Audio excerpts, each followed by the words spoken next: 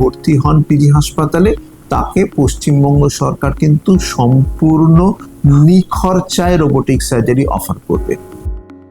PG হাসপাতালে নিখরচায় robotic surgery, রোগীর অপারেশন লাগবে।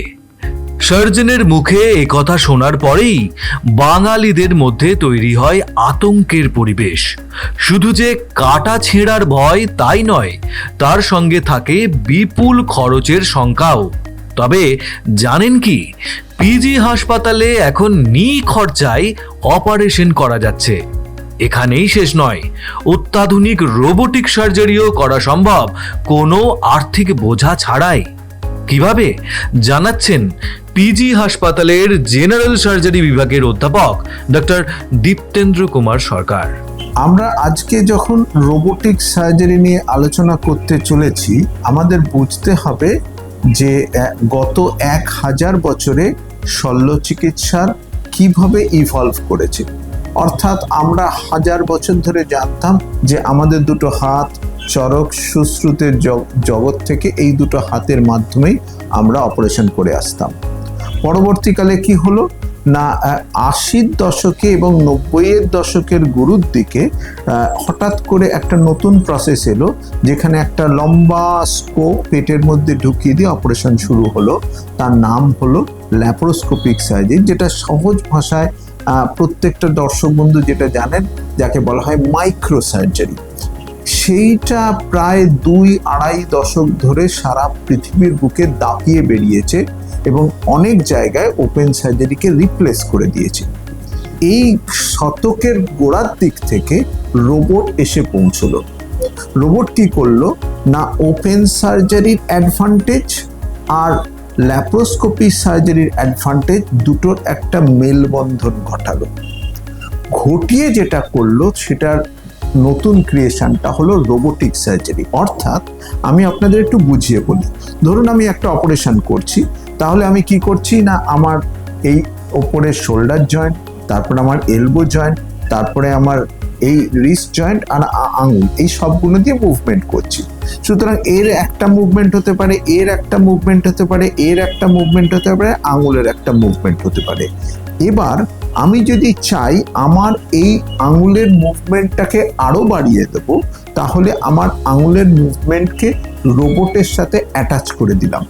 এবার কি হলো, আমি যখন এখানে মুভ করলাম, ওখানে রোবট মুভ করলো। এবার আমার আঙুলের খুব ভালো করে তাকিয়ে দেখুন, এর দুটো রেঞ্জ অফ মুভমেন্ট, এরকম মুভ করছে, এরা মুভ করছে। রোবটের অ্যাকচুয়ালি 7টা রেঞ্জ অফ মুভমেন্ট, অর্থাৎ তার জয়েন্ট এত বেশি, অনেকটা সাপের মতো বেঁকে গিয়ে রোবট একটা জায়গায় পৌঁছতে পারে যেটা আমার হাত পৌঁছতে পারবে না। ধরুন আমার সামনে এই ফোনটি রয়েছে, আমি ফোনের পেছন দিক থেকে জিনিস আনতে চাইছি, আমি এমনি ওপেন সার্জারিতে পারবো না, ল্যাপারোস্কোপিতেও পারবো না।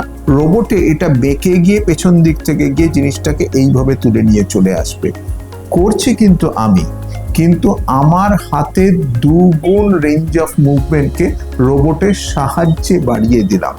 যেটা তৈরি হলো সেটার নাম হচ্ছে রোবোটিক অ্যাসিস্টেড সার্জারি।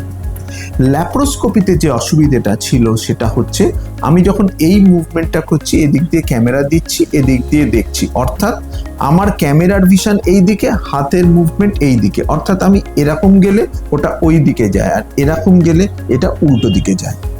রোবট কি করলো না, একদম আমার হাতের মুভমেন্টটাকেই রেপ্লিকেট করলো। অর্থাৎ আমি কনসোলে বসে আমার মতো করে অপারেশন করে গেলে রোবোটিক আর্মের সেন্সার সেটা পিক আপ করে হিউম্যান বডির মধ্যে একই কাজ করে দেবে। অর্থাৎ একই সাথে শ্যাম এবং কুল দুটোই রক্ষা হলো। ওপেন সার্জারির অ্যাডভান্টেজটাও পেলাম, আবার মাইক্রো বা ল্যাপারোস্কোপিক সার্জারির যে মিনিমাল ব্যাপারটা সেটাকেও নিলাম। সেই কারণে বলা হচ্ছে এই আগামী দশকটা রোবোটিক সার্জারির দশকই হতে চলেছে।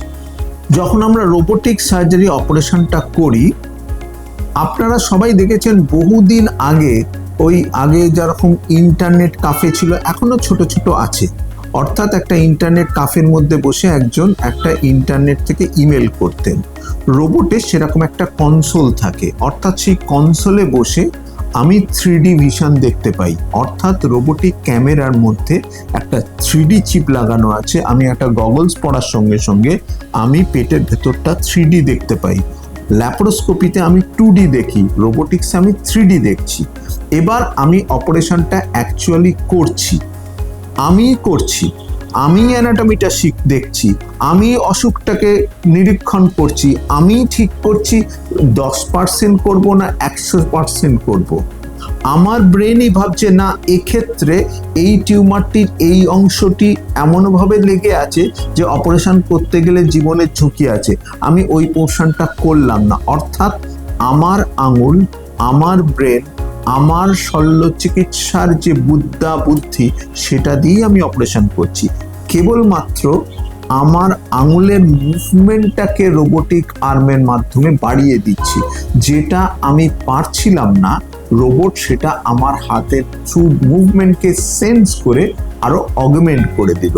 সুতরাং এই চিন্তাটা একেবারেই মাথায় রাখবেন না যে রোবট নিজের মতো অপারেশন করে আর ডাক্তার সেই সময় একটা কফি ক্লাবে বসে কফি খায়।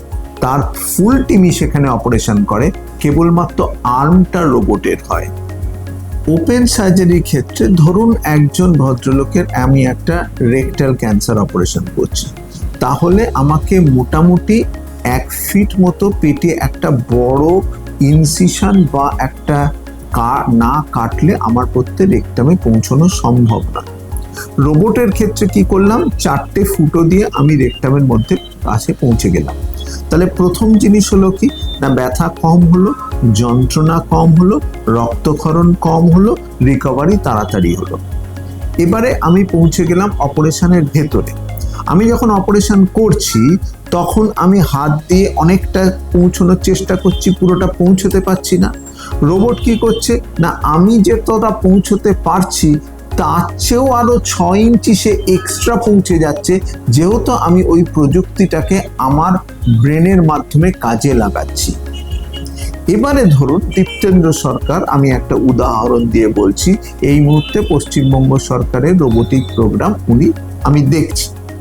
এবার আমার একটা বয়সের লিমিটেশন আছে, অর্থাৎ ওপেন সার্জারিতে হয়তো আমি আরো 15 বছর, ম্যাক্সিমাম আরো 20 বছর করতে পারি। তারপরে আমার হাতের মধ্যে ট্রেমার আসবে, আমার ভিশনে প্রবলেম আসবে, তাহলে তখন আমি আর ওই অপারেশনটা করতে পারবো না। এবং যদি আমার কোমরে ব্যথা থাকে, আর্থ্রাইটিস থাকে, পারবো না।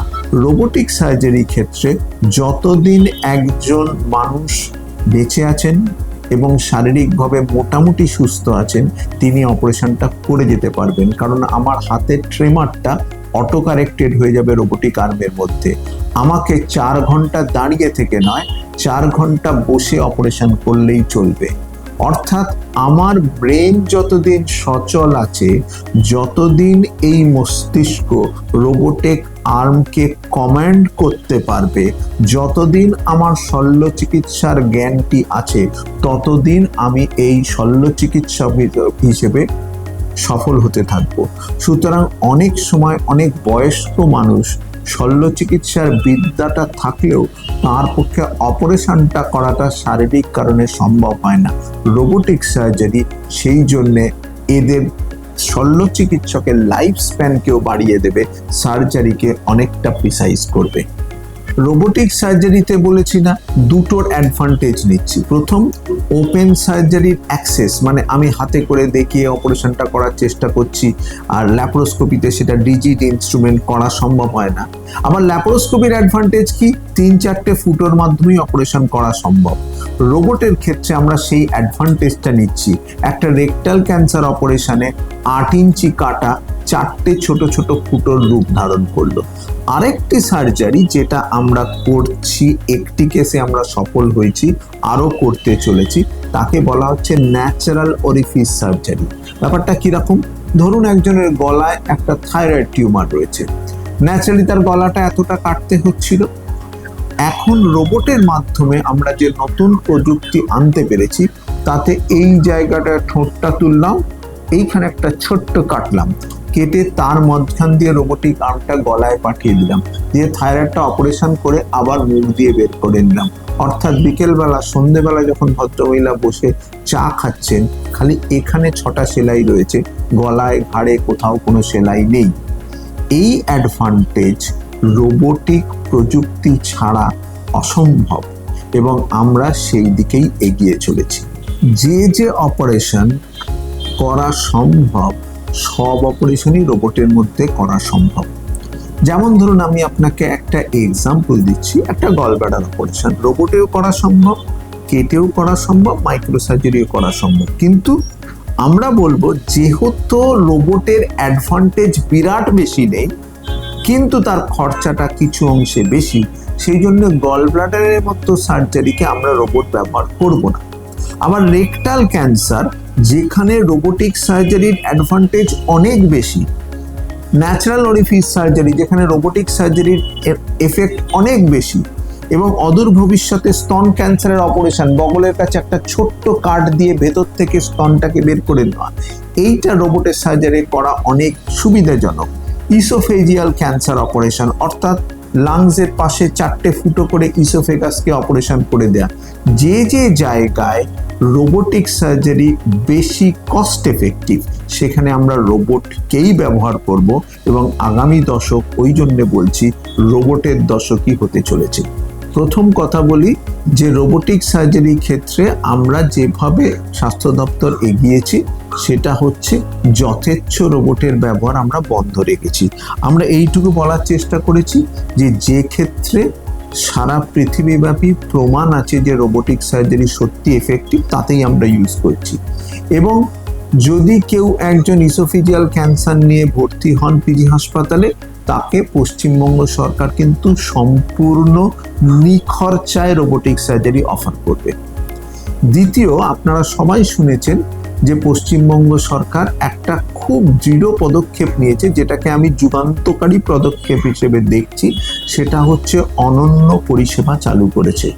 অনন্য পরিষেবা এমন একটা পরিষেবা যেখানে সাধারণ মানুষ যারা নার্সিংহোমে গিয়ে অনেক টাকা খরচা করতেন, তাদের আয়ত্তের মধ্যে, মধ্যবিত্তের আয়ত্তের মধ্যে একটা বেসিক কস্ট নিয়ে 5 স্টার পরিষেবা দেয়া হচ্ছে। কেউ যদি অনন্যতে এই রোবোটিক সার্জারি করেন, তাহলে রোবোটিক সার্জারির ক্ষেত্রে একটা বেসিক কস্ট আছে হ্যান্ড ইনস্ট্রুমেন্টের, সেই কস্টটা তাকে ডাইরেক্ট বিয়ার করতে হয়। কিন্তু যারা আউটডোরের মাধ্যমে ভর্তি হচ্ছেন এবং জেনুইনলি রোবোটিক সার্জারি প্রয়োজন, তাদের ক্ষেত্রে কিন্তু সম্পূর্ণ নিখরচায়, তার স্বাস্থ্যসাথী থাকুক বা না থাকুক।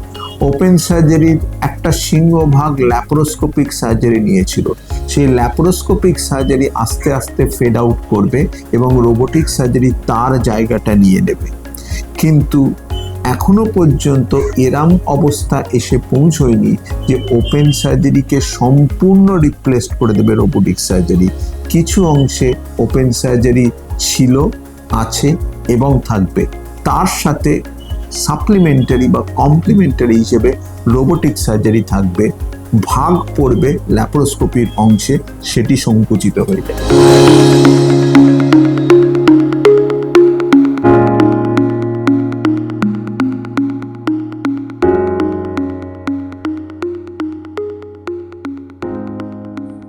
ফলো করুন বর্তমান।